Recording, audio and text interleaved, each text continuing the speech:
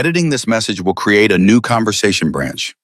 You can switch between branches using the arrow navigation buttons. Cancel save orchestrated multi-layered YouTube script. Crafting redemption narrative. Orchestrated multi-layered YouTube script. Crafting redemption narrative. Daddy, I can't feel my hands. That single whisper crackling through a cheap hospital phone at 2:14 in the morning turned Marcus Hale's blood to ice. He dropped his coffee cup. It shattered on the kitchen floor. He didn't look down. He was already reaching for his jacket, the one he swore he'd never wear again. The leather one. The one with the patch on the back that men in 3 states still feared. If this story moves you, hit subscribe, drop a comment with the city you're watching from. I want to see how far this ride goes. There are moments in a man's life when everything he built, everything he sacrificed, everything he promised himself, he'd become all of it collapses in a single second. For Marcus Hale, that second came at 2:14 a.m. on a cold Tuesday in November. He had been sitting at his kitchen table in Pine Ridge, Tennessee, nursing a mug of black coffee and doing what he did most nights, fighting sleep, fighting memories, fighting the version of himself that used to ride through the dark like he owned it. He was 53 years old. He had calloused hands, a bad knee, and a small house on the edge of town that he'd bought with money he earned the honest way laying tile and fixing roofs. He had a daughter who smiled like her mother used to and worked the breakfast shift at Patty's Diner on Main Street. He had a quiet life. He had been so damn careful about that quiet life. And then his phone buzzed. He looked at the screen. The number wasn't one he recognized. Area code from Pine Ridge.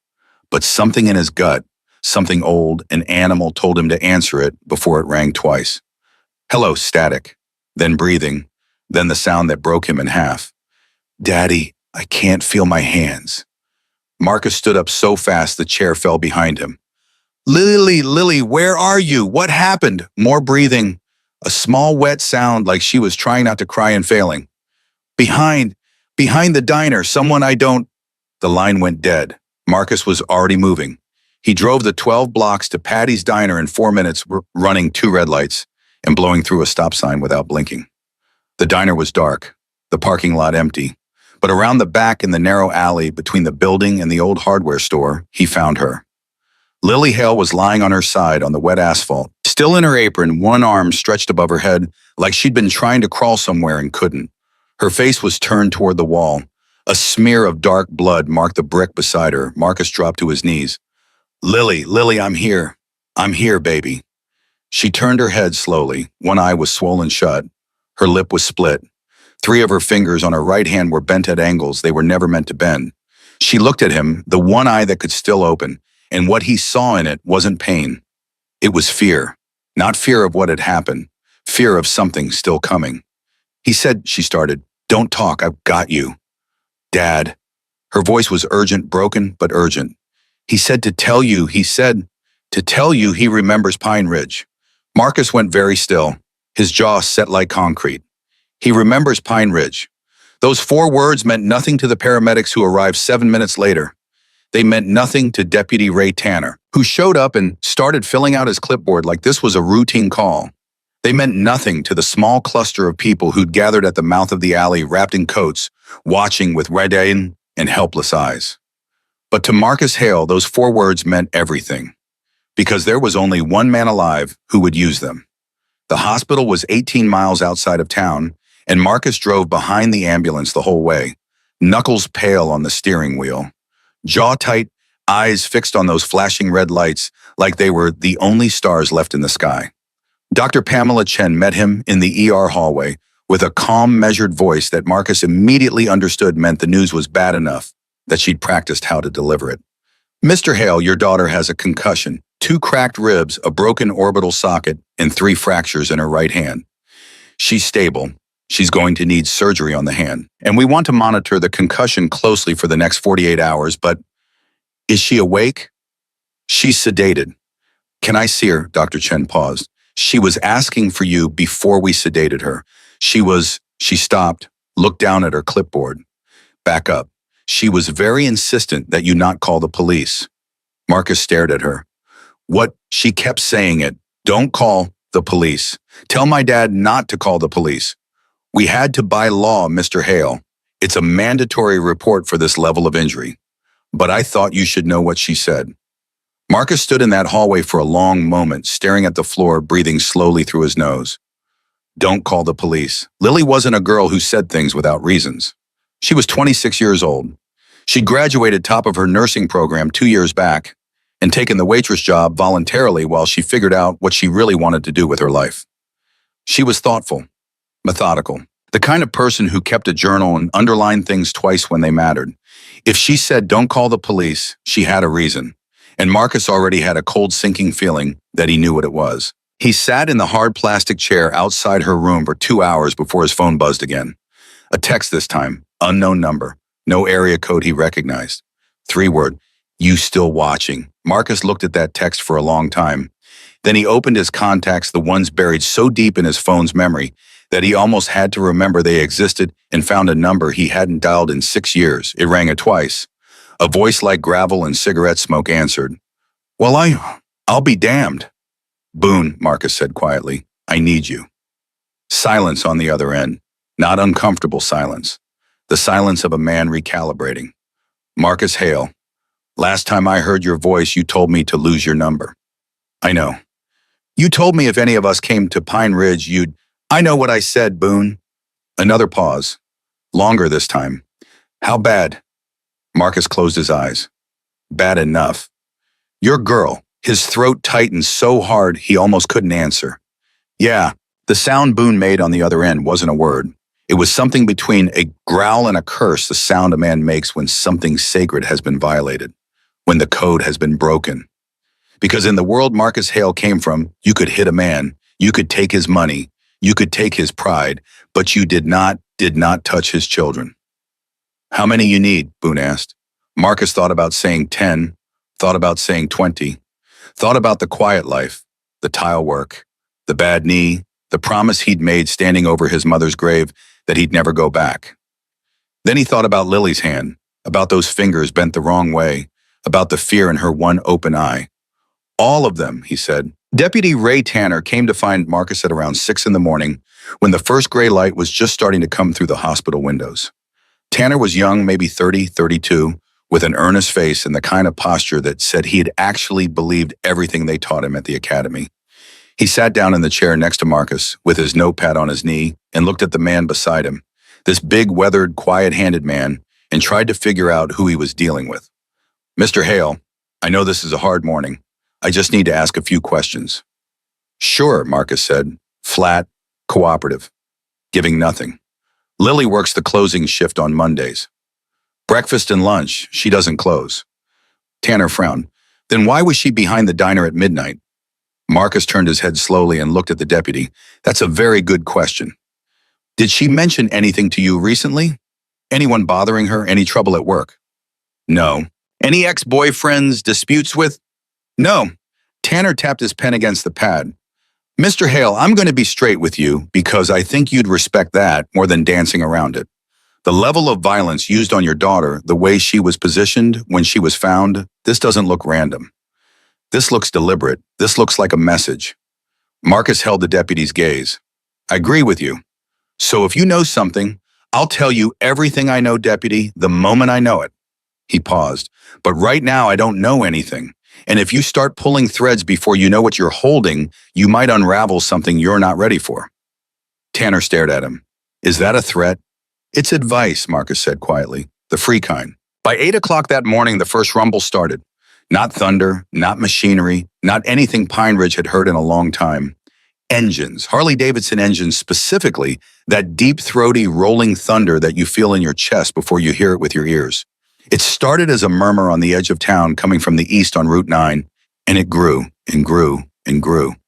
Margie Cochran, who ran the flower shop on Elm Street, stepped outside when she heard it and stood on the sidewalk with her arms crossed and her eyes wide. She counted 6 bikes, then 12. Then she stopped counting and just stared. Tom Reardon, who owned the hardware store 2 doors down, came and stood beside her. Lord, Tom said. Are those? Yeah, Tom said. Those are... They came in formation, not chaotic, not wild, but organized, precise, like a military convoy wearing leather and chrome. Their cuts were identical, black leather vests with a patch on the back that featured a grinning skull with wings, and beneath it, 2 words in red iron kings. They rolled down Main Street slowly, deliberately, and they parked in perfect rows like they'd rehearsed it in the lot outside Pine Ridge General Hospital. There were, by the time the last engine cut, 399 of them. Sheriff Linda Collins was standing in the hospital parking lot with her arms crossed and her deputy at her shoulder when Marcus walked out to meet the crowd. Boone was at the front, 60 years old, built like a refrigerator, with a gray beard that hid his collarbone and eyes so pale they were almost colorless. He stepped off his bike, and for just a moment, the two men stood looking at each other across 6 years of silence. Then Boone walked forward and pulled Marcus into a hug so hard it would have knocked a smaller man off his feet. "Brother," Boone said. "Brother," Marcus said back. His voice cracked slightly. He didn't apologize for it. Sheriff Collins stepped forward. "Mr. Hale," her voice was controlled but barely, "do you want to explain what's happening here?" Marcus stepped back from Boone and turned to face her. "These are friends of mine, Sheriff. They came because they heard what happened. 400 bikers. 399. Boone corrected pleasantly. Collins gave him a look that could have stripped paint. 399 bikers in my town are going to behave themselves, Marcus said quietly.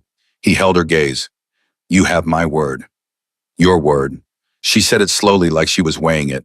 And what's your word worth, Mr. Hale? More than most, he said, and I'll prove it to you. Inside the hospital in room 214, Lily Hale drifted in and out of a foggy, medicated half-sleep. In the brief moments when she was closest to the surface, she tried to hold on to something. A thought, a memory, something that mattered. She kept landing on the same thing, the notebook. Her blue spiral notebook, the one she kept in her bag, the one that was, she realized, with a cold jolt still in her bag. Which was still in the alley. Or wasn't. She didn't know. And in that notebook was everything she'd spent the last 4 months uncovering. Every name, every connection, every thread of the web she'd started pulling apart slowly and carefully and completely without her father's knowledge, because she hadn't wanted him to worry, because she hadn't thought it would come to this, because she'd been wrong. She managed to open her one good eye and find the call button on the side of her bed. She pressed it. A nurse appeared. My bag, Lily said. Her voice was sandpaper and rust. Did anyone bring my bag? The nurse checked, came back with a face that answered the question before she spoke. I'm sorry, honey. There was no bag with you when you came in. Lily closed her eye. Whoever had done this to her, they had the notebook.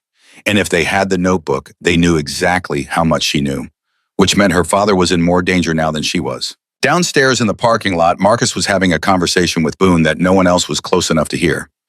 You said the name Victor, Boone said. His voice was low. His face gave nothing away. On the phone, yeah. You sure? I'd know his handiwork anywhere, Marcus said. The way Lily was left, the position, the specific fingers he broke. His voice stayed level. That's Victor's signature, Boone. You know it is. Boone was quiet for a moment. Victor Raines is supposed to be in Mexico. Supposed to be? Marcus.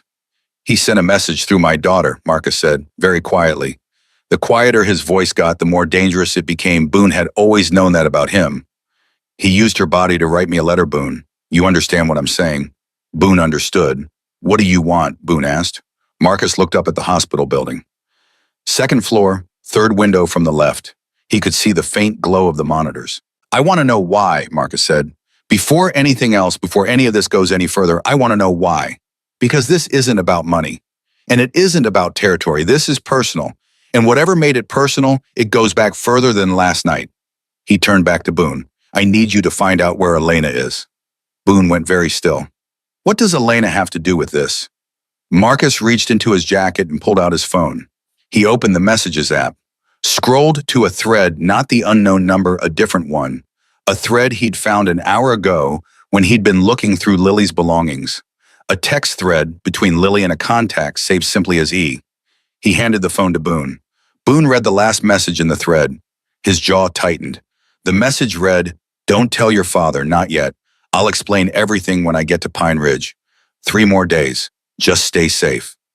The timestamp was 3 days ago, the day before Lily was attacked. Boone handed the phone back. His pale eyes were flat. Yeah, Elena, Marcus confirmed. Your ex-wife. The woman who disappeared 6 years ago and was never found, Marcus said. Yeah. Boone exhaled through his nose, slow, controlled. and she was coming here. She was already on her way, Marcus said, which means either she arrived and she's somewhere in Pine Ridge right now, or someone stopped her before she got here. The two men stood in silence for a moment, the weight of that landing between them, like something dropped from a great height. From inside the hospital, a monitor alarm went off briefly, then stopped. Both men looked up. Then Marcus said the thing that had been sitting at the bottom of his chest since 2:14 in the morning, since he'd knelt in that alley and looked into his daughter's one open eye. This isn't over, Boone. Whatever this is, it's just getting started. And I need to know everything before I make a single move. Because if I move wrong, he stopped, looked at the window again. I can't afford to move wrong. Boone nodded slowly. Then he turned back to the rows of bikes, to the men sitting or standing quietly around them. 399 of them. Waiting, patient, ready. He put 2 fingers to his lips and let out a sharp, short whistle. Heads turned. "We're staying," Boone announced. "Minimum 2 weeks. Nobody goes anywhere. Nobody does anything without Marcus says so. We are here as guests of this town and guests of this family. Anyone who can't respect that..." He looked around, slowly. "Rides home right now."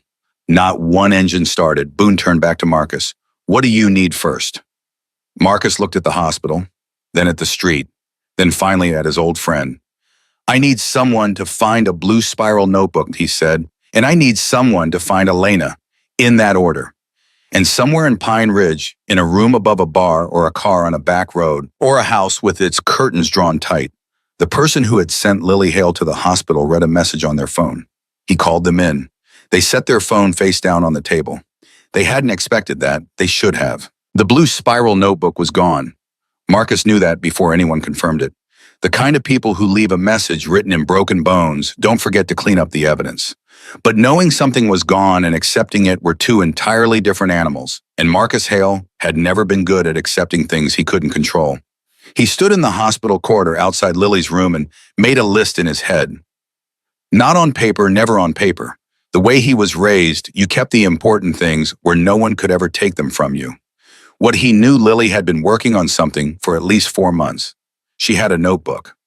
She'd been in contact with Elena. Elena had been heading to Pine Ridge 3 days ago. Someone had attacked Lily before Elena arrived. That someone knew about Pine Ridge, knew the specific history attached to those words. And the notebook was gone. What he didn't know where Elena was. What was in the notebook? Why Lily had kept all of it secret. And the most important question, the one that sat at the bottom of everything like a stone in still water, why now?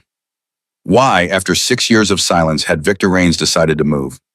Marcus pushed open the door to room 214. Lily was awake. Barely. Her one good eye tracked him as he crossed to the chair beside her bed and sat down. The monitors beeped steadily. Her right hand was wrapped and elevated. Her breathing was shallow, careful the way you breathe when your ribs remind you with every inhale that they are not happy. "Hey, Dad," she said. "Hey, baby." He reached out and touched the back of her uninjured hand. Very gently. "You don't have to talk." "I have to talk," she said. Her voice was stronger than it had any right to be. "I have about 100 things I need to tell you, and I don't know how much time we have." "We have time." "No." She shifted, winced, steadied herself. "No, Dad, we don't. Because whoever took my bag, they have everything I wrote down. Every name, every connection. And if they read it and figure out how much I knew..." She stopped, swallowed. "Mom is in danger." Marcus kept his face still. He'd had 28 years of practice keeping his face still. "Tell me about your mother, Lily." She looked at him. Even through the swelling, through the medication, through the exhaustion, she looked at him with those eyes that were exactly like her mother's. Sharp and searching and always measuring the distance between what people said and what they meant. "You knew she was alive," Lily said. Not a question. A long pause. "I had reason to believe. And you didn't tell me." "I was protecting..." "Don't." Her voice cracked, but not from weakness. From anger. "Don't say you were protecting me. Because the thing you didn't tell me almost got me killed, Dad. And I need you to understand that right now before we go any further." Marcus took a slow breath. "You're right. I should have told you." "You're damn right you should have." She coughed slightly, grimaced at the ribs. Mom reached out to me 7 months ago, an email from an address I didn't recognize. She said she'd been hiding, that she didn't leave by choice, that she'd been forced out, that someone made her disappear 6 years ago because of something she knew. Victor, Marcus said. Lily stared at him. You know, I suspected. Keep going. She said she'd been building a case, a real case, documentation, witnesses, financial records. She said Victor Rains has been laundering money through legitimate businesses for 15 years, and that the person helping him isn't someone from your world, Dad. It's someone from this town. She watched his face carefully. Someone in Pine Ridge. The monitor beeped. Once. Twice. Who? Marcus asked. I don't know. She wouldn't tell me over email. She said she'd only say it in person, face to face, because she'd already trusted the wrong people once and she wasn't going to do it again. Lily's eye closed briefly, then opened again. That's why she was coming here. She was going to tell us both. Together. She had a meeting set up. With who? She didn't say. Marcus stood up. He walked to the window, not to look at anything, just because his body needed to move. He pressed one hand against the glass. The meeting was supposed to happen 2 days ago, Lily continued. And then she went quiet. No emails, no texts, nothing. And then last night, coming out the back of the diner, someone grabbed me from... She stopped. He didn't just beat me, Dad. He was looking for the notebook. He kept asking me where it was. He knew I had one. He knew what I'd been doing. Marcus turned around. His voice was very quiet. Did you see his face? No, he wore something over it. But his voice... She hesitated. His voice was local, Southern, but not deep South, Tennessee local. I'd almost bet he grew up within 20 miles of Pine Ridge. Meaning Elena's source inside this town already knows what she was bringing, Marcus said. That's what I think. Marcus looked at his daughter, at the broken orbital socket, at the wrapped hand at the ribs that made every breath a negotiation, and he felt something move through him that was older than rage. Older and colder and much, much more dangerous. The notebook, he said. Can you remember everything in it? Most of it, Lily said. Not all of it. Some of the financial stuff was dense. But the names, I remember the names. Then that's what we start with. He came back to the chair, sat down, leaned forward with his elbows on his knees. Give me the names, Lily. She told him. And with each name, the picture clarified. And with each clarification, Marcus's jaw set harder. And by the time she was done, he understood 2 things with complete certainty. First, that Victor Rains had been building something in Pine Ridge for years without anyone knowing. And second, that one of the names on Lily's list was someone Marcus had looked in the eye that very morning. He stood up again. Rest, he said. Dad, I need you to rest and get stronger. I need you conscious, and I need you safe. The men downstairs. He moved to the door. They won't let anyone near this room who shouldn't be here. I promise you that. Dad, her voice stopped him at the doorway. Don't do what you're thinking about doing. He looked back at her. I know that look, she said. I've known that look my whole life. You get very quiet and very still, and then you do something that can't be undone. Her voice dropped. Please, we need justice, not... I know the difference, he said. Do you, right now? He held her gaze for 3 full seconds. I'll find your mother, Lily, and then we'll figure out the rest. He pushed open the door. Together. She watched him go, and despite everything, despite the pain and the fear and the anger, she felt something she hadn't felt since she'd woken up in this bed. Like maybe it was going to be okay. She wasn't sure she was right about that, but she held on to it anyway. Downstairs, Marcus found Boone standing with 2 men near the edge of the parking lot, their voices low. Boone looked up when Marcus approached and immediately knew from his face that something had shifted. Talk to me, Boone said. The person who hired this or ordered it is from Pine Ridge, Marcus said. Someone local, someone who knew Lily had a notebook and knew what was in it. The 2 men with Boone exchanged glances. That narrows it some, Boone said. It narrows it a lot, Marcus said, because Elena wasn't broadcasting where she was going. Only a handful of people would have known she was heading here, which means someone in this town is connected directly to Victor, not through intermediaries, not through rumors, directly. Elena reached out to someone here, Boone said, someone she thought she could trust. And that someone burned her, Marcus said. The word hung in the November air between them.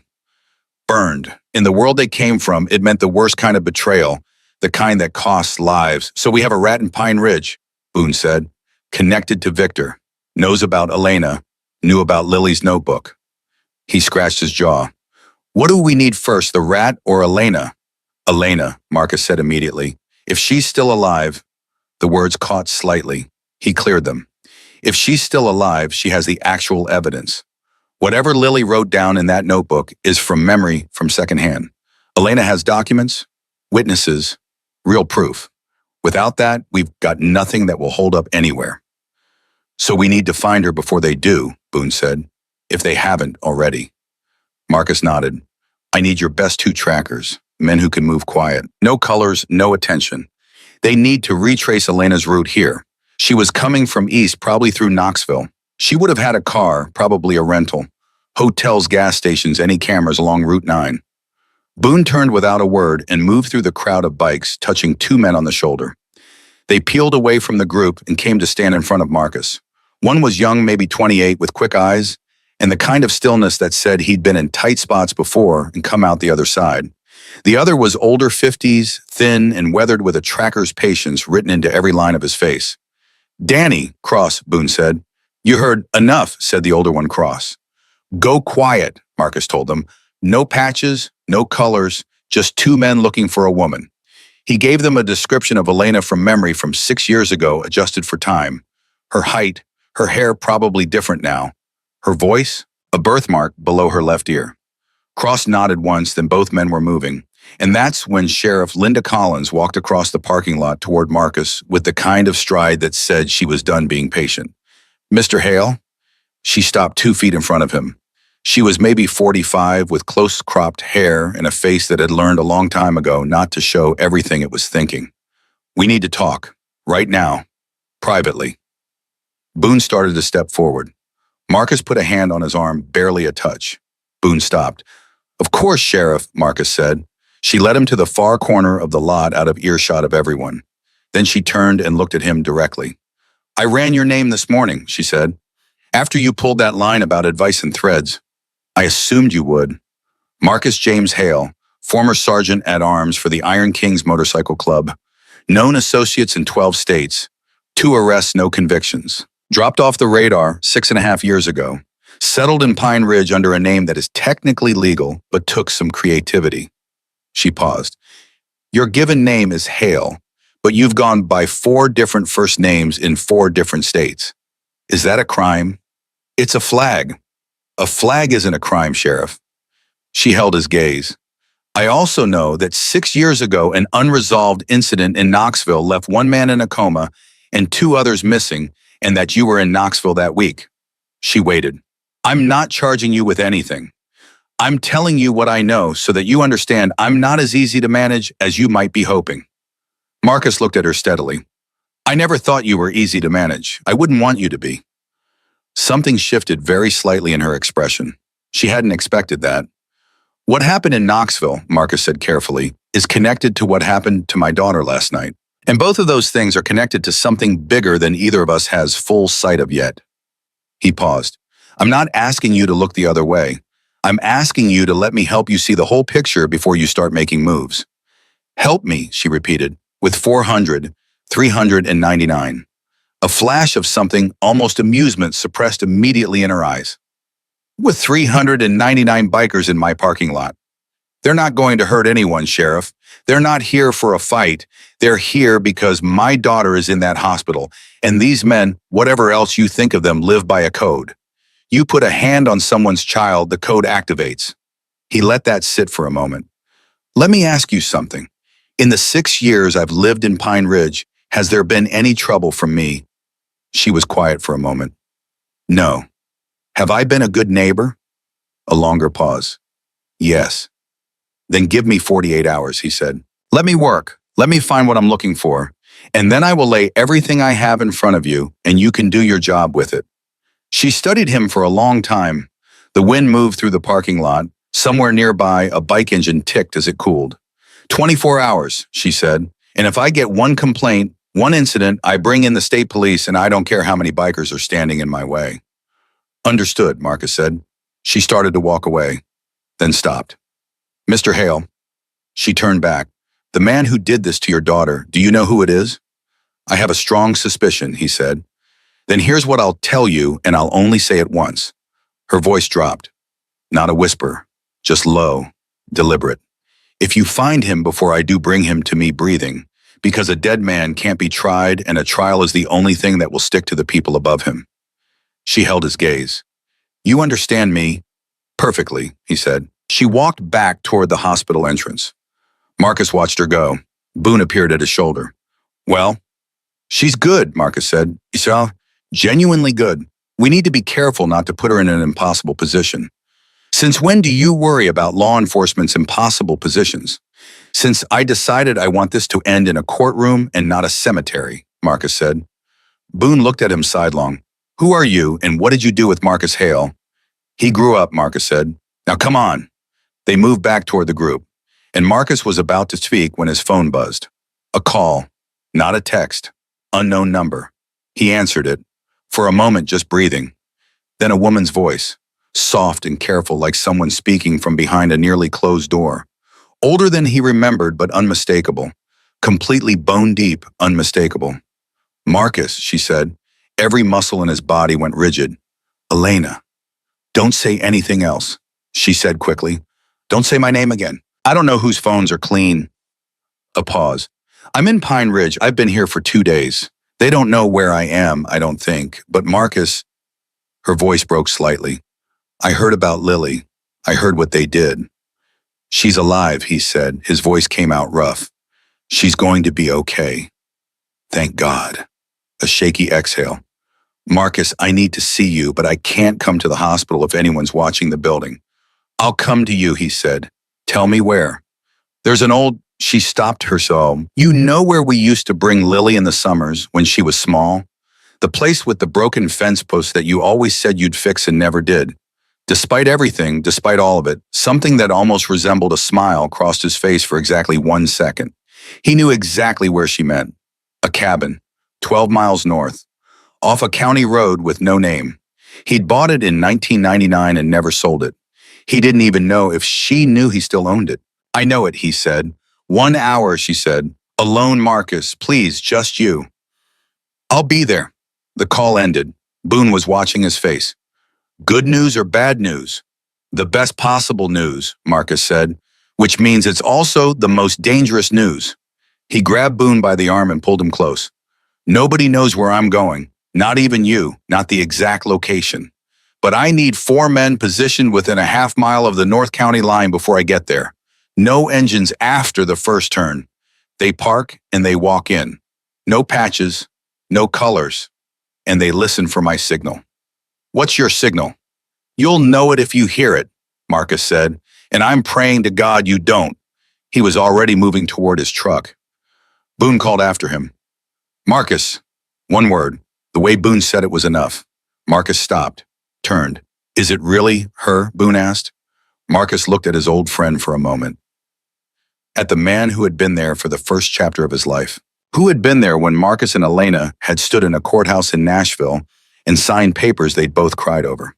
Who had been there for the years before Lily and the years with her and the terrible year when Elena had vanished and Marcus had quietly come apart and put himself back together with sheer stubborn will. Yeah, Marcus said, it's really her. And then he was in his truck, pulling out of the hospital parking lot heading north on a county road with no name toward a broken fence post he'd promised to fix 20 years ago. Behind him, the 399 waited, and somewhere in Pine Ridge, in a room with the curtains drawn tight, a phone lit up with a message. A single line. He left the hospital alone, Prefem, North Road, and the person who read it picked up their own phone, dialed a number, and said 3 words before hanging up. He found her. Marcus drove the 12 miles in 11 minutes, and every one of those minutes was its own kind of hell. He kept both hands on the wheel and his eyes on the road and tried to keep his mind organized, tried to treat this like a tactical situation, the way he'd been trained to think in the years when thinking clearly meant the difference between going home and not going home. But the truth was that no amount of tactical discipline could fully manage the thing happening inside his chest right now, which was less like thinking and more like a fault line shifting. Elena. 6 years, 2,190 days give or take since he'd come home to an empty house and a note that wasn't even a full page. Since he'd sat at the kitchen table with the note in his hands until the paper went soft from holding it. Since he'd spent 8 months looking quietly, carefully through every channel available to a man with his particular set of contacts and found nothing. Since he'd finally allowed himself to accept what everyone else had assumed from the beginning, that Elena Hale was gone and she wasn't coming back. And now she was 12 miles north, waiting in a cabin with a broken fence post, and she'd been in this town for 2 days while their daughter lay in a hospital bed. He pressed the accelerator a little harder. The county road was empty, no headlights in either direction, which meant either no one was following him or whoever was following him was very good at it.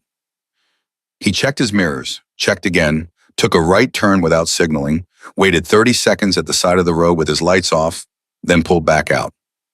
Nothing. He let out a breath.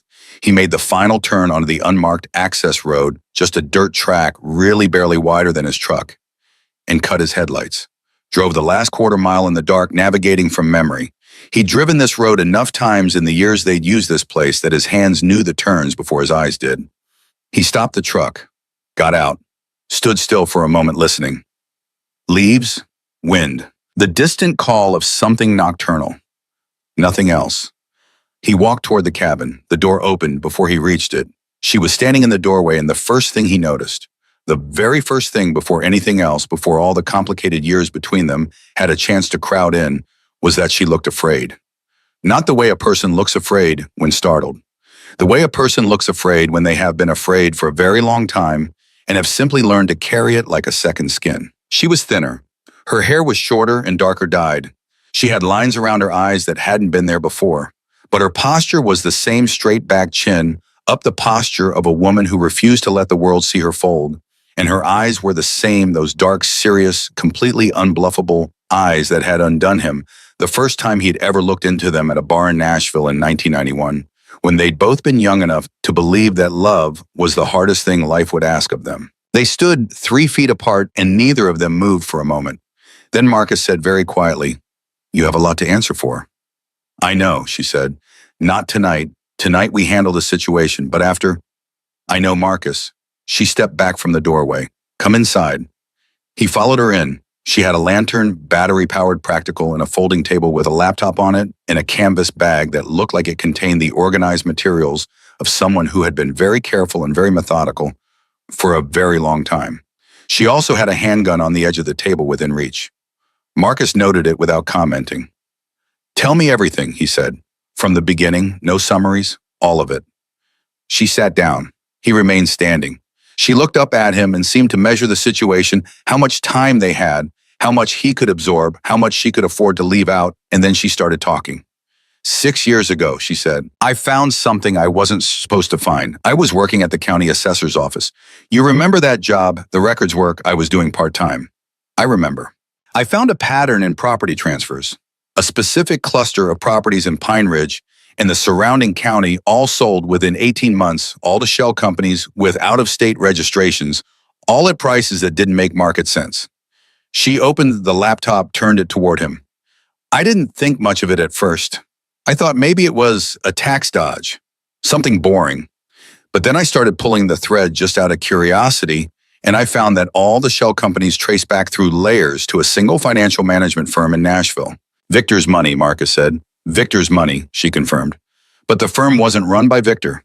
Victor doesn't have the sophistication for that kind of structure. Someone local was managing the accounts. Someone who knew Pine Ridge, knew the property values, knew exactly which purchases would fly under the radar." She looked at him steadily. "Someone with access to county records." Marcus pulled up a chair and sat down. "Give me the name Elena. I need you to hear the whole thing first because the name alone doesn't tell you. Elena." His voice was firm. "The name." She held his gaze. "Dale Pritchard."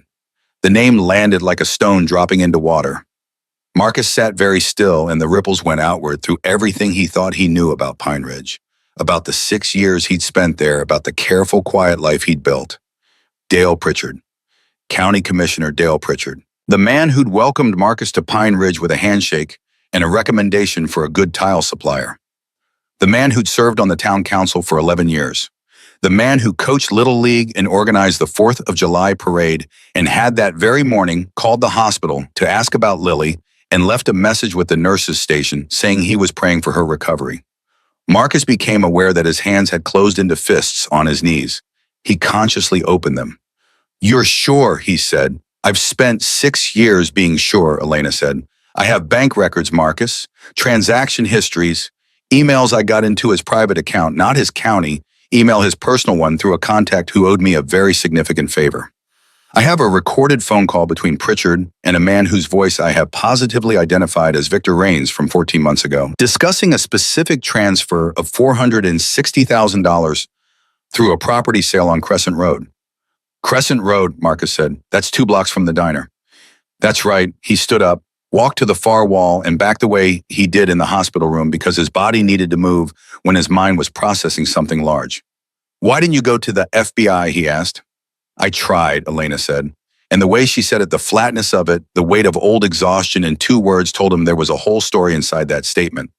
"Right after I found the first layer of it, before I knew how deep it went, I made contact with a field agent in Nashville, agent named Walsh.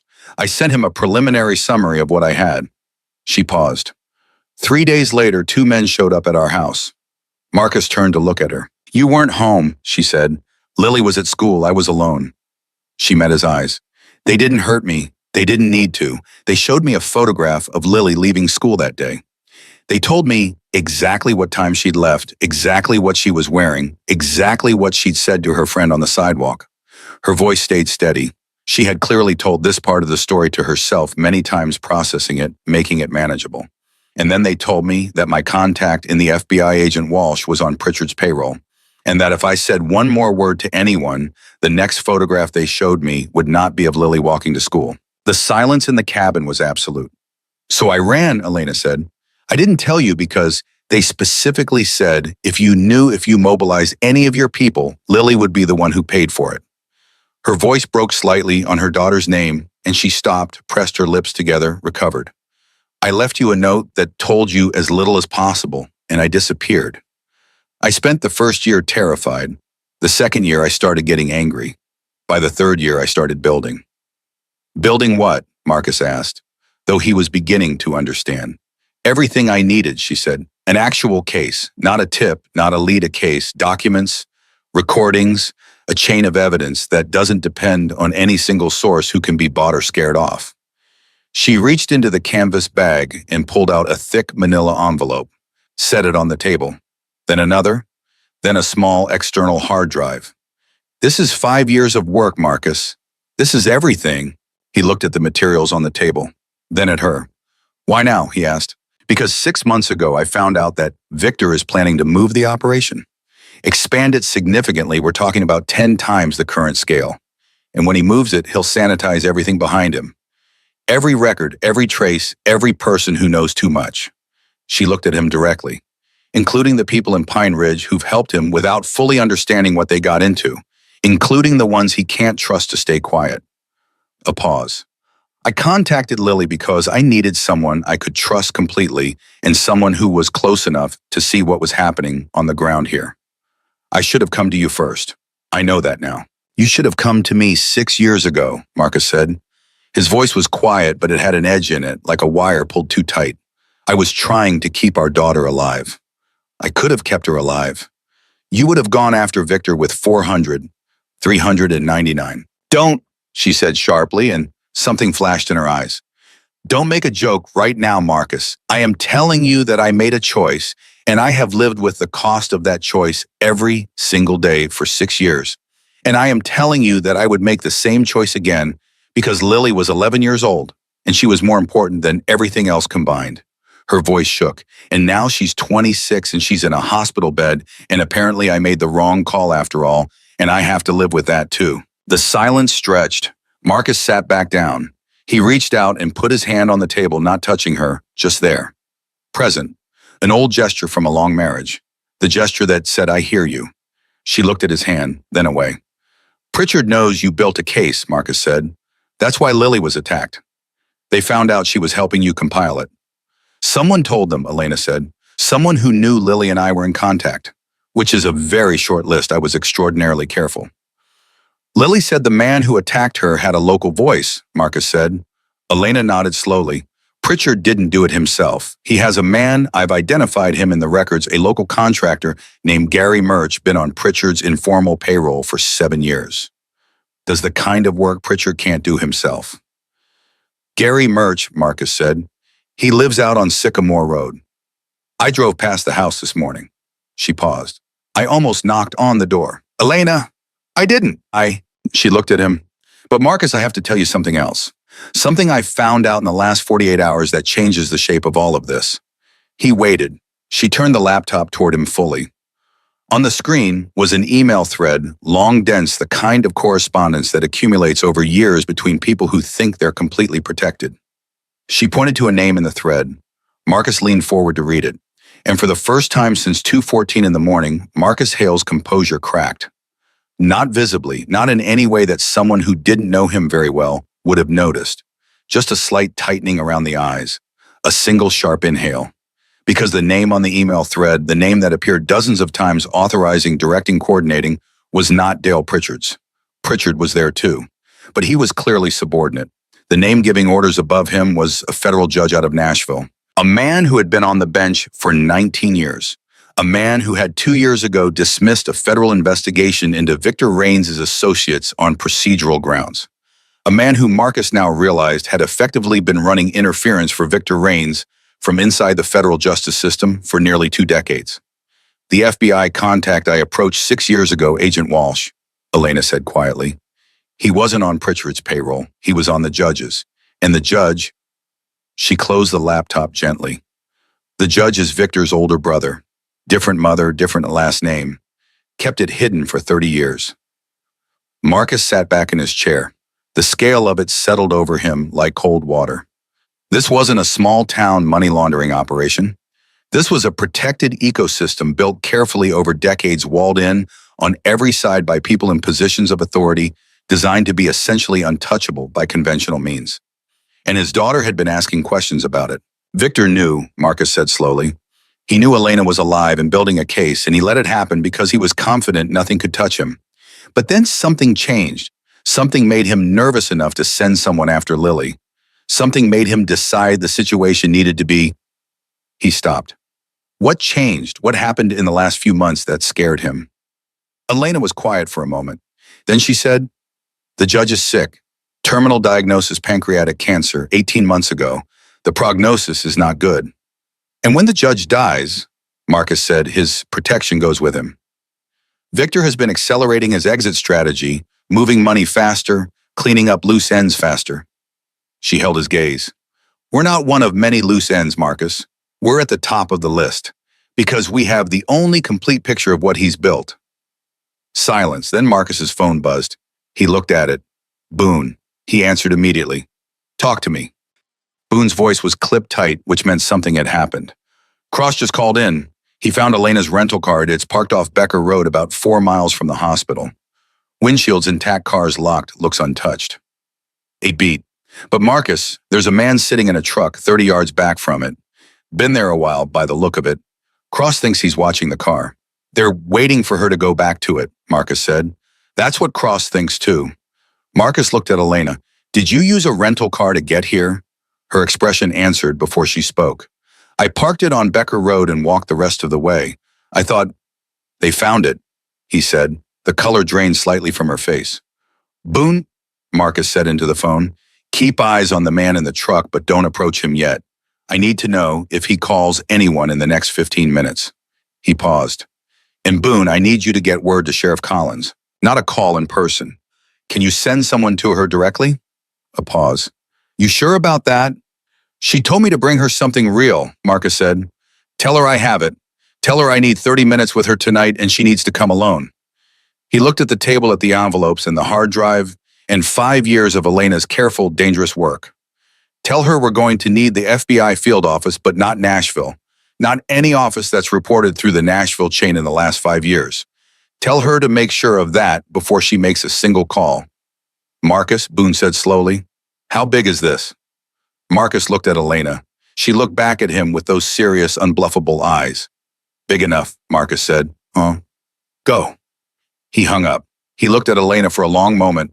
Then he said the thing that needed to be said, the thing he'd been holding back since the moment she'd stepped into that doorway, because there hadn't been time, and because he was out of practice being vulnerable, and because after 6 years some things calcified into something you had to chip away at deliberately. I looked for you, he said. For 8 months, I turned over every stone I knew to turn over. And when I couldn't find you, he stopped, cleared his throat, continued. I told Lily you were gone, that we had to accept it, that we had to keep going. A pause, like, that was the hardest thing I've ever done. Harder than any of it. Harder than leaving the club. Harder than anything. Elena's eyes were bright. She pressed her lips together. I know, she said. I'm not saying it so you'll apologize, he said. I'm saying it so you understand that whatever comes next, however this ends, we do it together. The three of us, no more disappearing, no more protecting each other by leaving. His voice was very quiet and very final. We're done with that. She nodded, once, small, outside a sound. Both of them heard it at the same moment. Not wind, not an animal, footsteps, more than one set, moving carefully but not carefully enough. The sound of two people who were confident they'd found what they were looking for and had stopped worrying about being heard. Marcus was on his feet before the last word of that thought finished forming. He swept the envelopes and the hard drive off the table and into Elena's bag in one motion. He pulled her up by the arm. Back door, he said. There's a window in the back room. I know this place. He was already moving, pulling her with him. Move. Behind them from the front of the cabin, a knock. Heavy. The kind that wasn't really a knock. The kind that was a warning dressed up as a knock. And then a voice muffled by the door but completely audible. Mr. Hale? Flat, calm, the voice of someone who had done this before and found it routine. We know you're in there. We know she's in there. There's no reason this has to go badly. We just want to have a conversation. Marcus had heard that exact sentence in one form or another 3 times in his life. He knew with absolute certainty what it meant. It meant the conversation was already over. He got Elena to the back room. The window was small but workable, painted shut but not latched. He hit the frame once with the heel of his hand, and it gave. Cold air flooded in. Go, he said. What about? I'm right behind you. Go. She went. He went to the front of the cabin and put his back to the interior party beside the door. He pulled his phone, sent one text to Boone, 3 characters, no more. Now, then he waited. 4 seconds. 5. From outside, half a mile distant, but moving closer, came the sound that Marcus Hale had been counting on, a sound that Victor Raines's men had clearly not accounted for when they decided tonight was the night. The rolling, thundering, unmistakable roar of 40 motorcycle engines starting simultaneously. The men on the porch went silent, and Marcus, for the first time since 2:14 in the morning, allowed himself one single quiet moment of calm, because whatever happened in the next 30 seconds, the one thing he knew for certain was this: in 6 years, he had never once let his patch membership expire. And 399 brothers were 40 seconds away. The 2 men on the porch made their decision in about 3 seconds flat. Marcus heard it in the way their footsteps shifted from planted and confident to quick and retreating gravel, scattering under boots that had stopped believing in the plan. The roar of the engines was close now and getting closer, and whatever Victor Raines had told these men when he'd sent them out tonight, he clearly hadn't mentioned the possibility of 40 motorcycles materializing out of a Tennessee County road in the dark. Marcus stayed at the wall. He listened to the footsteps go. He listened to a car engine start parked somewhere beyond the tree line, which meant they'd approached on foot intentionally, which meant they'd been careful, which meant these weren't amateurs. He filed that away. Then he went out the back window after Elena. She was standing 15 feet from the cabin with a canvas bag across her chest and her hand near the gun at her hip. Not on it, near it, with the posture of someone who had learned in the hardest possible way that there was a difference between being afraid and being undone by fear. She had clearly decided a long time ago not to be undone by it. They're gone, he said. For now, she said. Yeah, for now. He took her arm and moved them both away from the cabin parallel to the access road, but off it through the dark toward the sound of the engines. Boone's men will have eyes on the car they came in. We'll know the plates in 20 minutes. Plates won't matter, Elena said, moving quickly beside him. Victor doesn't use registered vehicles for field work. He learned that in the 90s. It's not Victor's vehicle I want, Marcus said. It's the driver. One of those 2 men is local. Has to be. They knew this cabin. Elena went quiet for exactly 2 steps. How would they know about this cabin? That, Marcus said, is the right question. They came through the tree line onto the access road And Boone was there, engine idling, two other bikes behind him. He looked at Elena with an expression that moved through surprise, recognition, and something deeply complicated all in about 2 seconds. Elena, he said. Boone, she said. You look? Don't, she said. He nodded. To Marcus, the car is a black Ford Explorer. No plates, literally no plates front or back. Danny followed it east on Route 9. It turned south at Millbrook, heading toward town. He paused. And Marcus Cross called in from the hospital. Someone tried to access Lily's floor about 20 minutes ago. Orderly badge, legitimate looking. One of ours was standing in the stairwell, and the man turned around the second he saw him. Marcus stopped walking. Every muscle in his body went very, very still. Is she okay? He said. Not a question. A demand dressed as a question. She's fine. Our man stayed on the floor. Nobody got near her room. Boone held his gaze. But Marcus, they moved on two fronts simultaneously. The cabin and the hospital. That's coordinated. That's not panic. That's a plan. Victor is cleaning house, Elena said, her voice tight. He's not waiting anymore. We pushed his timeline. Marcus turned and looked at her. By coming here, by making contact, by existing, she said. I've had 2 days in Pine Ridge. I made a call. I was careful. I thought I was careful, but somewhere in those 2 days, I made a mistake. And now he knows I'm here. And he knows what I have, and he is absolutely not going to wait until morning to do something about it. Marcus looked at Boone. I need to get to the hospital. Now. And I need Elena somewhere that isn't this road and isn't the hospital and isn't anywhere predictable. I can go to the hospital, Elena started. No. Marcus was firm. If they know you're here, the hospital is exactly where they'll expect you to go. Lily is protected right now. You are not. Marcus, those are my daughter's hospital files on that floor. Elena. He turned to face her fully, and his voice dropped to the register that said this was not a discussion. I need you safe. I need you in that bag safe. Because without what's in that bag, this ends badly for everyone. You understand me? You are the evidence. You are the case. If something happens to you, 6 years of work disappears. He held her eyes. Let me do my job, please. A long moment. She exhaled. Where do I go? Boone spoke up. I've got a woman in town. Janet Marsh runs the hardware store.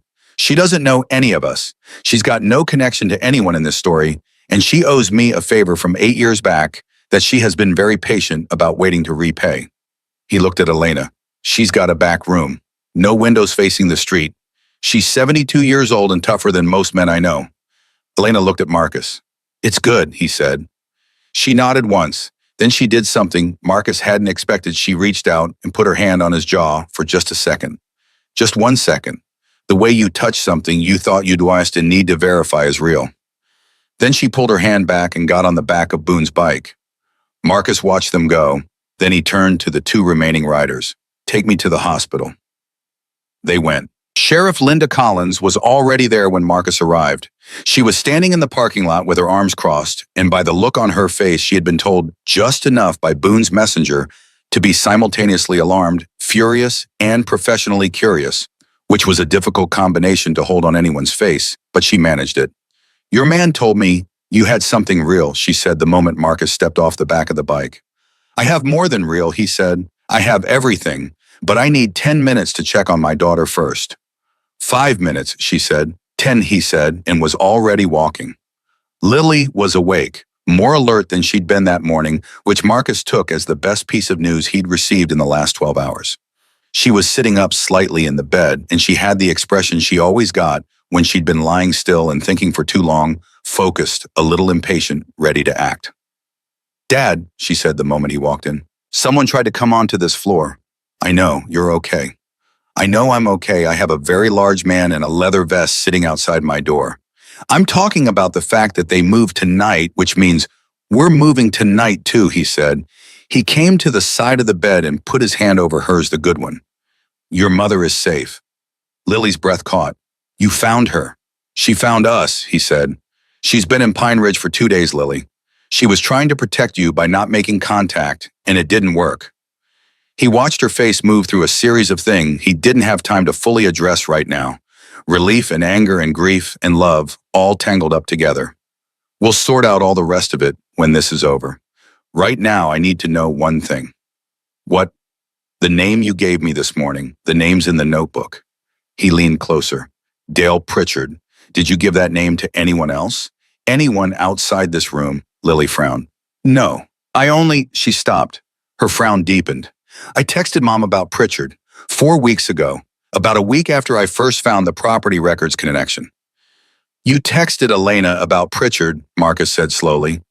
On the app, we used the encrypted one she set up. It should have been secure.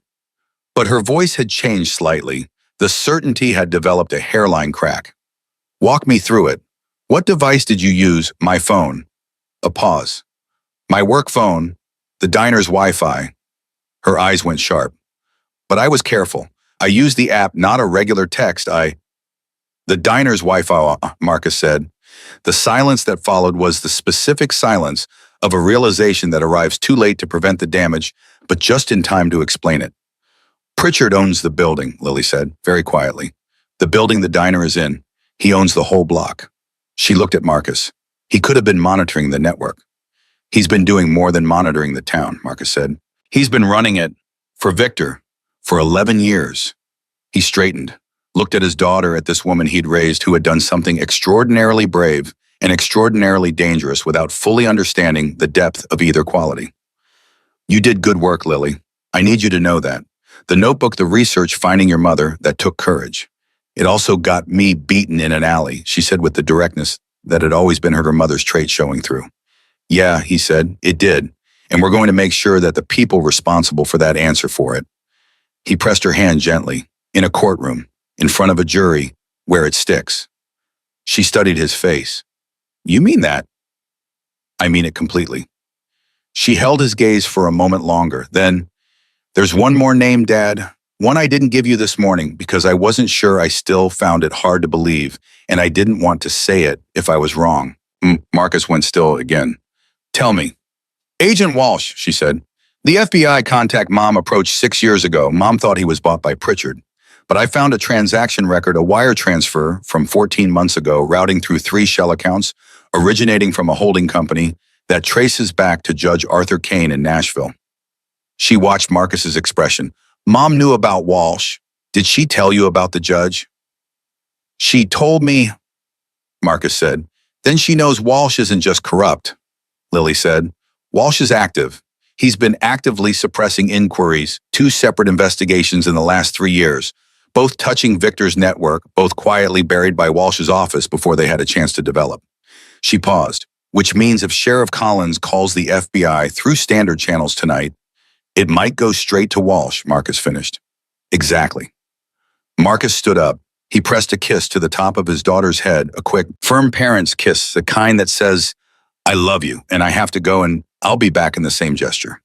He went back downstairs. Collins was waiting exactly where he'd left her.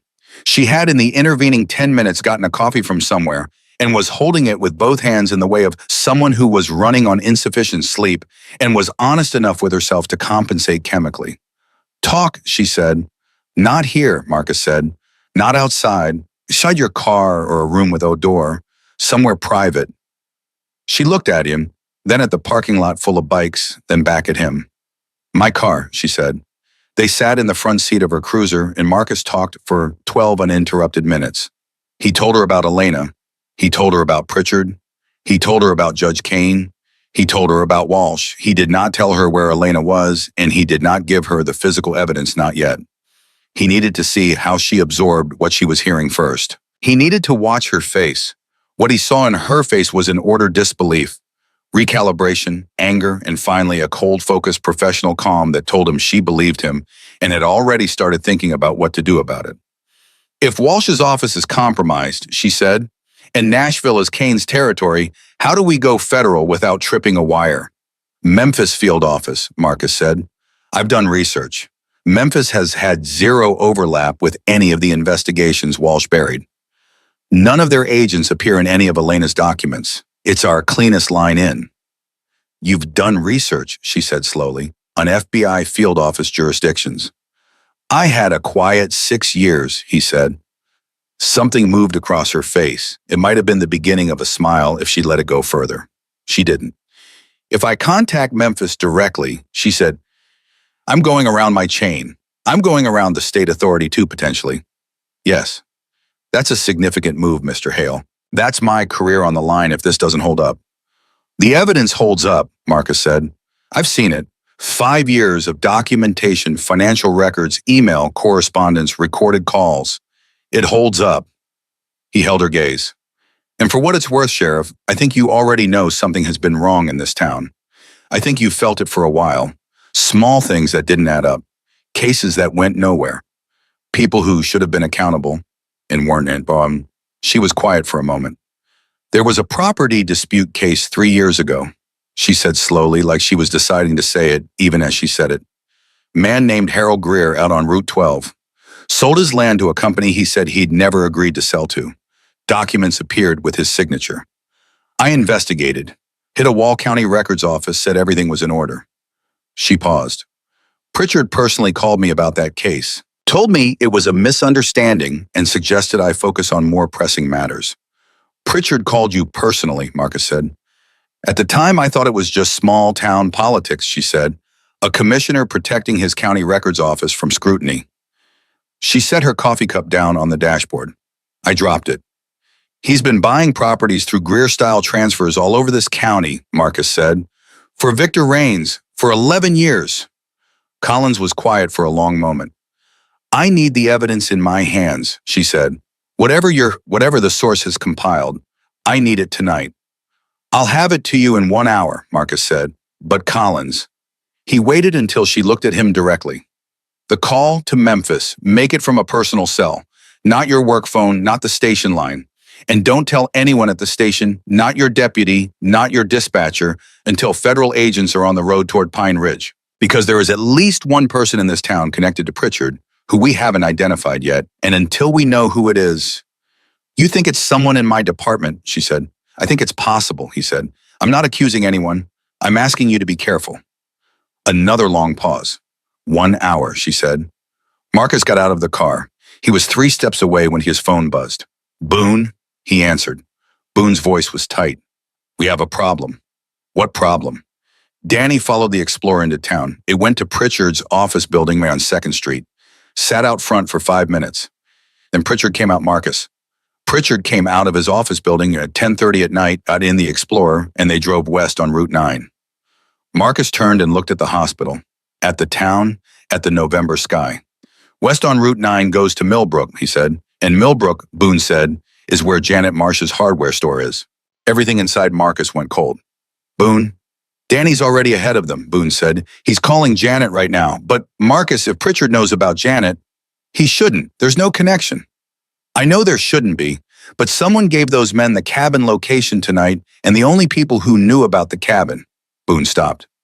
Marcus, the only people who knew that cabin existed were you, me, and Elena. The word landed like a blade. Marcus stood completely still in the hospital parking lot, with his phone pressed to his ear, and the cold November air moving around him, and the weight of what Boone had just said settling over everything, like the first snow of a long winter. Not Boone. He knew it wasn't Boone the way he knew his own hands. Not Elena. She'd been the one in danger. Which meant the person who had given the cabin location to Victor's men was someone who had accessed Marcus's personal history property records, old registrations, something buried deep enough that Marcus hadn't thought to protect it. Someone with access to that kind of information. Someone with a county records office. Pritchard has my property history, Marcus said. The cabin is in my name. He pulled my records.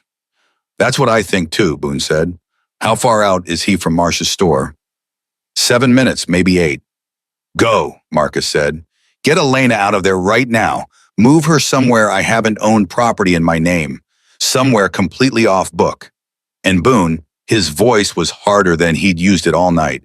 Do not let Pritchard get it anywhere near her. He hung up, turned back toward the hospital, and then stopped. Because Deputy Ray Tanner was standing 20 feet away, and he had clearly just ended a phone call of his own, and the expression on his young, earnest academy-trained face was not the expression of a man who had been making a routine call. It was the expression of a man who had just said something he couldn't take back. He looked at Marcus. Marcus looked at him. And in the silence between them in the cold parking lot of Pine Ridge General Hospital at 10:30 at night, with 399 bikers watching from the shadows, the last piece of the puzzle rotated into place. Marcus said very quietly, Who did you just call, Deputy? Tanner's jaw moved. He didn't answer. He didn't have to.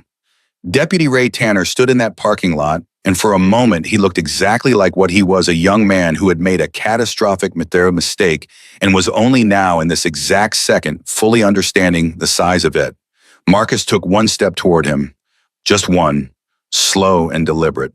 I'm going to ask you one more time, he said, and I need you to think very carefully before you answer, because what you say in the next 30 seconds is going to determine how the rest of your life goes. Who did you call? Tanner's throat moved. His hand went slightly toward his holster. Not a draw, not even close. Just a reflex, the way a person reaches for something familiar when they're scared. Marcus clocked it and didn't react. He just waited. Pritchard, Tanner said finally. The word came out like something he'd been holding underwater and finally let go. I called Pritchard. What did you tell him? Tanner looked around at the bikes, at the men watching from the shadows at the hospital behind him. I told him you'd left the hospital earlier and gone north. I didn't know what it meant. He's been asking me to keep him informed about the investigation. He said it was to protect the county from... He stopped, swallowed. He said it was routine. How long? Marcus asked. How long what? How long has Pritchard been asking you to report to him? Tanner looked at the ground. 8 months. Marcus studied the young man's face, the guilt in it, the confusion, the dawning horror of someone who had believed they were doing something minor and civic and had just discovered they'd been a gear in a machine that put a 26-year-old woman in a hospital bed. Did you know about Lily? Marcus asked. Before it happened. No. Tanner's head came up, fast, eyes direct. No, I swear to God I didn't know anything like that was going to happen. He just asked me to report on who was asking questions, what the department knew about what. I thought it was political. Small-town political garbage. I didn't think... But you didn't ask questions either, Marcus said. Tanner went quiet. Because asking questions would have meant admitting to yourself what you were doing, Marcus said. Not cruel, just direct. And you didn't want to know. Silence. Marcus turned away from him. Sheriff Collins was standing 10 feet back. She had come out of her car sometime in the last 2 minutes and had heard enough. Her face was a controlled mask, but her eyes were a different story. Sheriff, Marcus said, your deputy is going to need to have a very thorough conversation with federal agents when they arrive. He paused. He's not a bad kid. He made a bad decision and Pritchard exploited it. But he needs to tell everything he knows. Collins looked at Tanner. Something moved across her face, not betrayal, exactly more like the confirmation of a suspicion she'd been refusing to fully form. Ray, she said quietly, get in my car. Tanner moved toward it. And Ray, he stopped. She held his gaze. Don't make this worse than it already is. He nodded once and got in. Marcus already had his phone back out. Boone picked up on the first ring. Talk to me, Marcus said. We got her out, Boone said, and Marcus felt something loosen in his chest that had been locked tight for the past 4 minutes. Danny got to Marsh's store 2 minutes ahead of Pritchard. Elena's out the back and moving. Pritchard pulled up, sat in front for a minute, then drove away. He knows she's gone. Where is Elena now? Moving vehicle. She's with Danny and Cross. I haven't told you the location, and I'm not going to tell you over the phone. Good. Marcus started walking back toward the hospital entrance. Pritchard is going to call Victor. Victor is going to make a decision about whether to cut and run or push harder. We have maybe 40 minutes before that decision gets made. He pushed through the door, moving through the lobby. I need the evidence in Collins's hands in the next 20 minutes. She needs to make the Memphis call tonight, right now, because if Victor decides to run, he'll sanitize everything he can reach before morning. Elena won't hand the evidence to anyone but you, Boone said. I know. Tell Danny to bring her to the hospital. Second floor service entrance on the east side. I'll be there.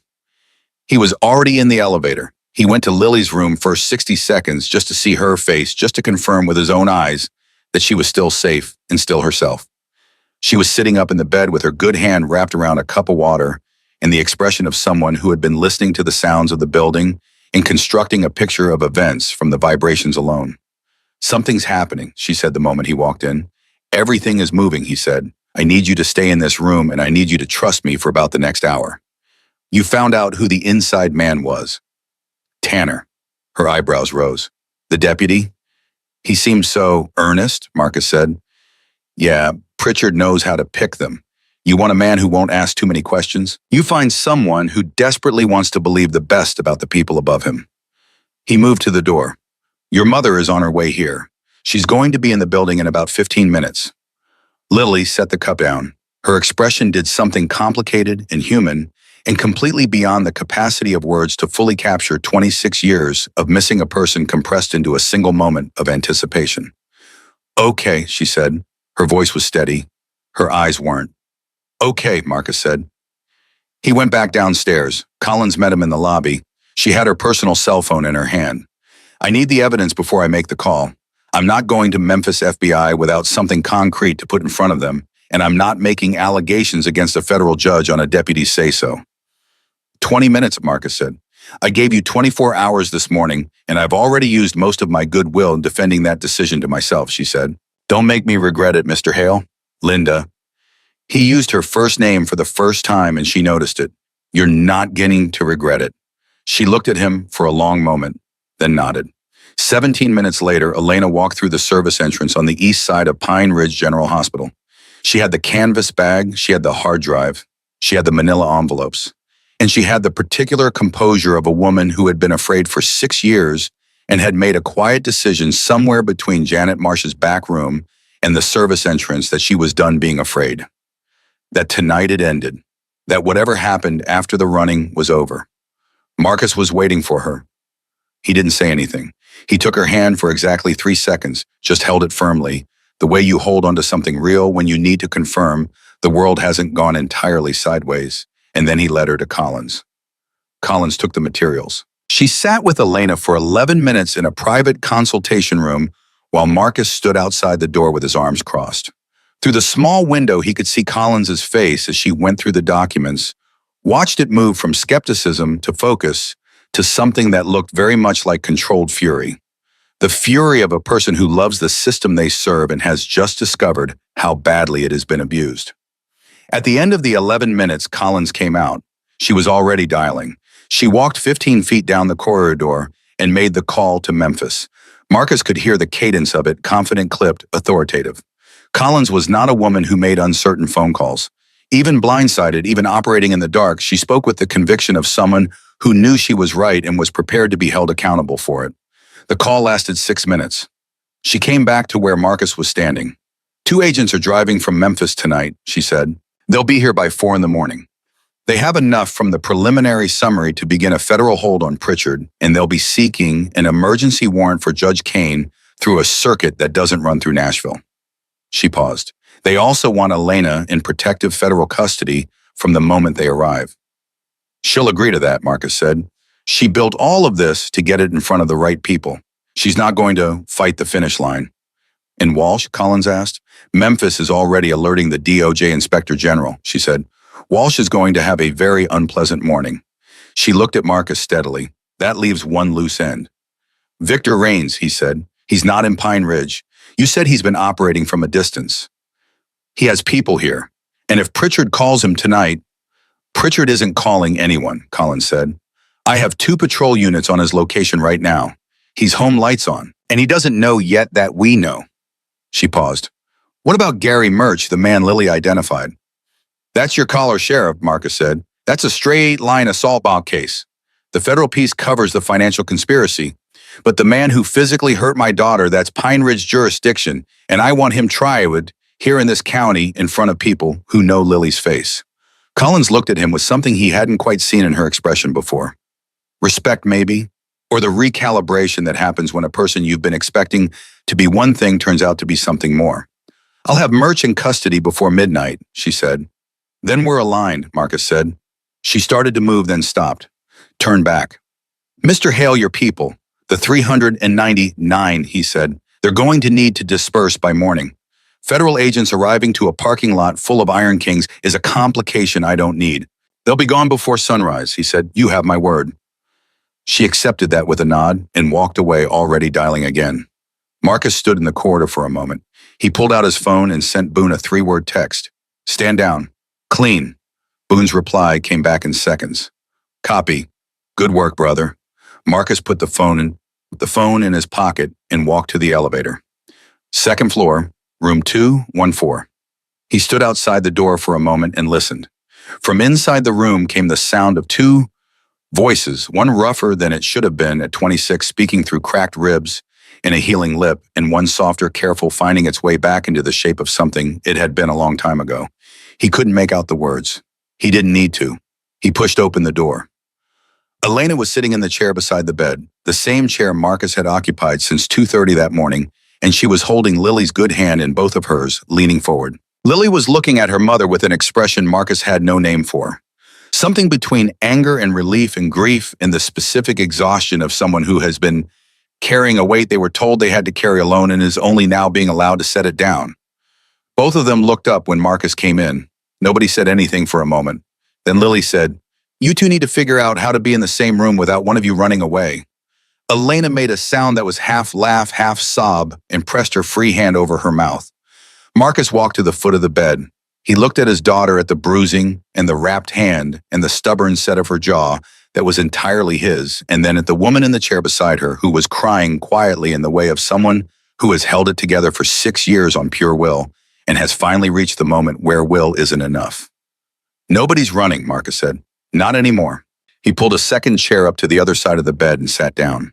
And in that room with the monitors beeping steadily and the November dark pressed against the windows and 399 engines idling quietly in the lot below, the Hale family sat together for the first time in 6 years and let the silence be what it needed to be. At 11:47 that night, Sheriff Collins arrested Gary Murch at his residence on Sycamore Road without incident. Murch, apparently less committed to the cause than his paycheck had suggested, offered to provide a full statement before Collins had finished reading him his rights. At 12:18, Darrell Pritchard, County Commissioner, 11-year public servant, the man who'd welcomed Marcus to Pine Ridge with a handshake and a recommendation for a tile supplier, was taken into state custody at his home pending federal charges. His wife called his lawyer before the patrol unit had finished pulling out of the driveway. His lawyer, as it turned out, called a number in Nashville. That number turned out to belong to Judge Kane's office. That call was logged. That log would appear in the federal record as evidence item 307. Everything leaves a trail. Victor Raines, for all his years of careful architecture, had built his operation on a foundation of people who, when cornered, valued their own futures more than his. By 1 in the morning, the Iron Kings had begun their departure from Pine Ridge in a careful, organized column that the town would talk about for years afterward, not for the noise of it, but for the silence. They left the way they'd come in formation with deliberate slowness, engines turned low out of a courtesy that nobody had asked for, and everyone noticed. All except Boone, who stayed. He was sitting on a bench in the hospital lobby at 1:15 when Marcus came downstairs, and he looked up with those pale, complicated eyes, and Marcus sat down beside him. "You don't have to stay," Marcus said. "I know," Boone said. They sat in silence for a moment. "She's going to be okay," Boone said. "Lily." "Yeah. And Elena." "She's going to testify," Marcus said. "The Memphis agents will handle protective custody until trial. She'll be safe." He paused. "She might finally be safe for the first time in 6 years." Boone nodded slowly. "And you?"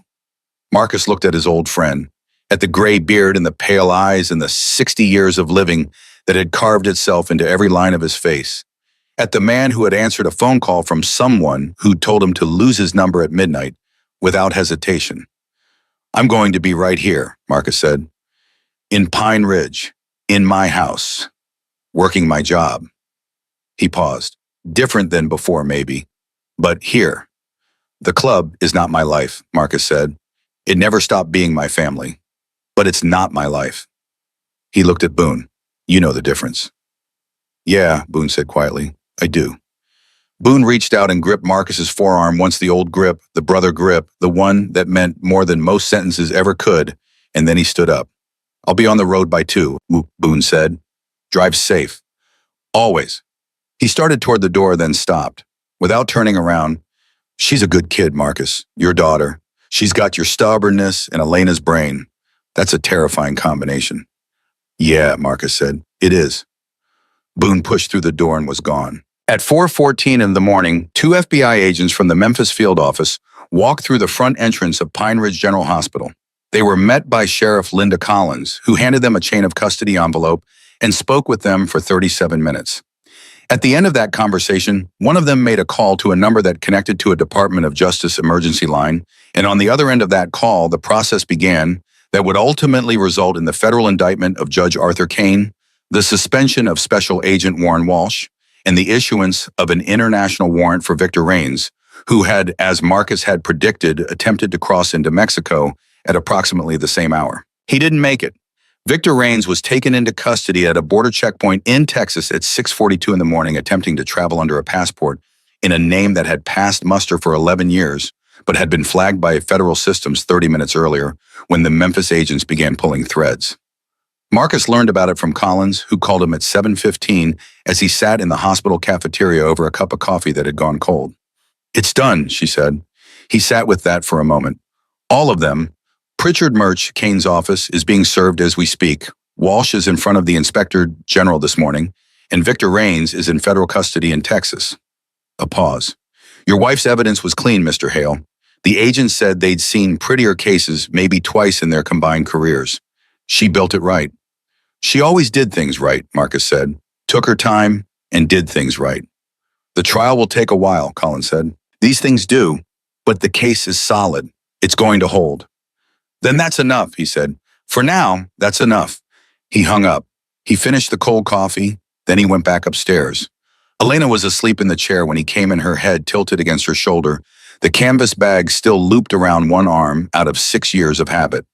Lily was watching her sleep with an expression Marcus had never seen on his daughter's face before, something soft and old and carefully hopeful, the expression of a person learning to believe in something they'd stopped believing in. Marcus sat down in the other chair. Lily looked at him. "Well," she said quietly so as not to wake Elena. "It's done," he said. Lily closed her eye, the good one, kept it closed for a moment. When she opened it again, something had settled in her face. Not happiness exactly, something quieter than happiness. Something that would eventually become happiness once the adrenaline and the pain and the long, terrible night had been processed and put in their proper place. "What happens now?" she asked.